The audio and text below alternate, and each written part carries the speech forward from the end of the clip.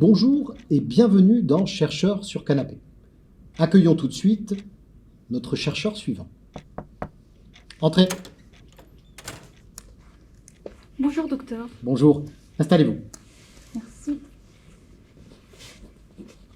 Est-ce que vous pourriez me rappeler, s'il vous plaît, votre nom, prénom, discipline et sujet de recherche? Je m'appelle Soukaina Benaman. Je fais de la chimie. Mon sujet de recherche, c'est l'activation et la fonctionnalisation de diazote par des complexes métalliques. Merci. Lors de notre première séance, vous m'aviez évoqué votre enfance et vous m'aviez dit que vous vouliez être architecte ou médecin. Donc en fait, ce n'était pas la recherche, votre première passion. C'est exactement ça, docteur. Au début, dans le primaire, j'ai rencontré des architectes et ça m'a donné envie d'être architecte. Mais après, au lycée, j'ai changé d'avis. Je me suis dit pourquoi pas être médecin et sauver la vie des gens. Mais après, quand j'ai eu mon bac, la chimie commence à m'attirer l'attention. Et donc, je voulais découvrir encore plus. Et là, maintenant, je fais de la recherche en chimie. Oui, vous avez tout le temps envie de découvrir de nouvelles choses. Je vous avais donné un certain nombre de mots la dernière fois pour continuer un peu notre travail d'analyse. Qu'est-ce que vous allez me dire si je vous dis patience? La patience, c'est la clé de tous les problèmes. En fait, c'est à cause de la patience que je suis là aujourd'hui. Allez, je vous donne un autre mot. Persévérance. Vous savez, docteur, quand j'ai commencé ma recherche, j'ai demandé à un chercheur dans mon labo. Je lui ai dit, conseille-moi pour bien mener mon sujet de recherche. Il m'a dit, il faut que tu aies la persévérance. Et c'est vrai, c'est la persévérance qui m'a accompagné tout au long de ma recherche. Merci bien. Si je vous fais écouter ce son, ça vous fait penser à quoi?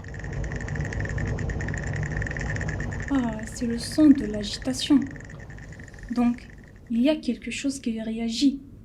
Et bientôt, un nouveau produit il va se former. Surtout si ma solution va changer de couleur, vers le vert, le rose.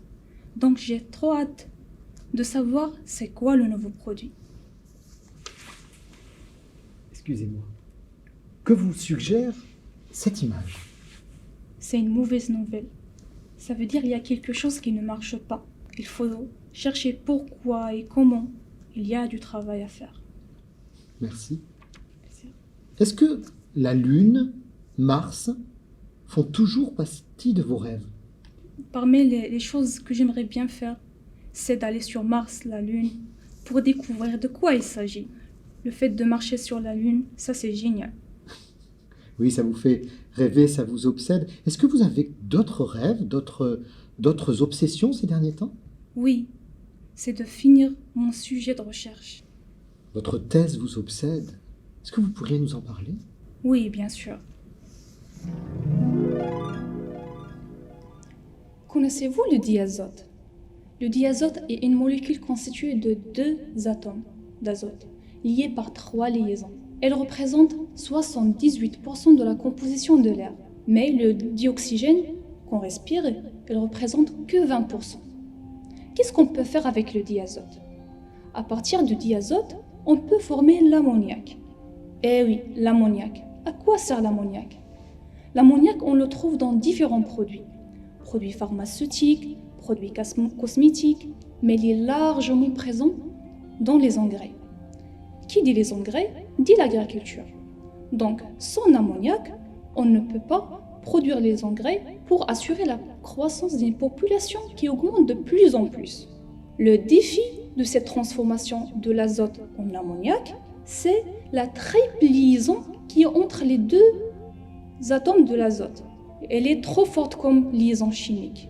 Et c'est pour cela d'ailleurs, on trouve que 2 procédés qui font la transformation de diazote en ammoniac.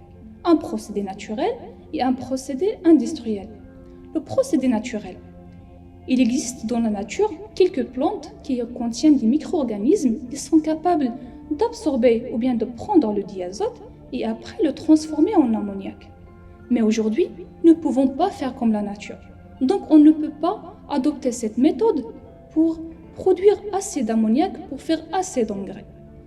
La deuxième méthode qui existe aujourd'hui et que nous utilisons, c'est le procédé industriel. D'ailleurs, elle produit à peu près, ou bien plus de 2 millions de tonnes d'ammoniac chaque année. Mais il est très coûteux, il consomme beaucoup d'énergie et il émet le CO2. C'est pour cela qu'il faut trouver une nouvelle alternative pour pouvoir transformer le diazote en ammoniac. Et cette thématique, elle occupe le centre de préoccupation d'une large communauté scientifique. Moi aussi, je fais partie de cette communauté scientifique. Mon sujet de thèse s'inscrit de trouver une nouvelle alternative de transformer ce diazote en ammoniac. Il me faut 2 étapes. La première étape, c'est de pouvoir d'abord casser la triple liaison entre les 2 atomes d'azote. Pour le faire, j'utilise des molécules à base d'un métal. Ils sont capables de prendre le diazote et de casser la triple liaison. Et la deuxième étape, c'est l'ajout de plusieurs réactifs afin de transformer le diazote cassé en ammoniac.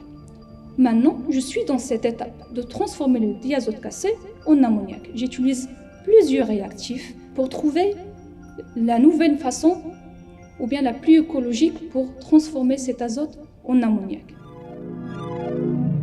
Que pensez-vous, docteur? Je crois qu'il faut continuer à chercher.